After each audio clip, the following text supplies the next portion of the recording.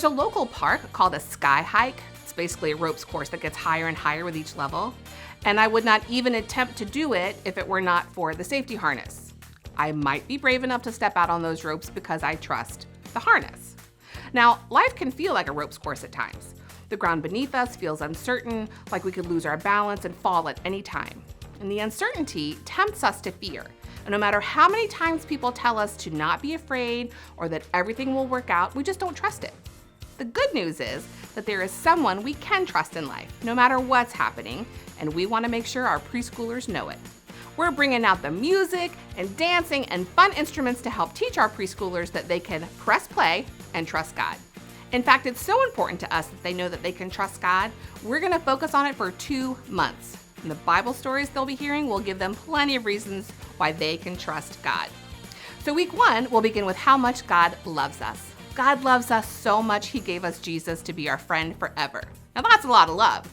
And we want our preschoolers to know that because God gave them Jesus, they can press play and trust God's love for them. Then we'll hear the story of a guy named Joshua in his battle against Jericho. Joshua had a choice to make, and it all came down to whether or not he trusted God and His plan. God's plan for Joshua worked, and we want our preschoolers to know that they can press play and trust God's plan for them too. Week 3, we'll hear about how Gideon trusted that God could use him despite his weaknesses.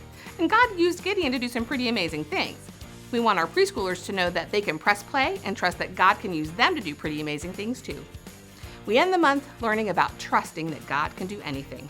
We're talking about Elijah. Elijah totally trusted God and told everyone around him that God is the one true God and they should trust Him too. God heard Elijah and showed everyone around him that He is the one true God.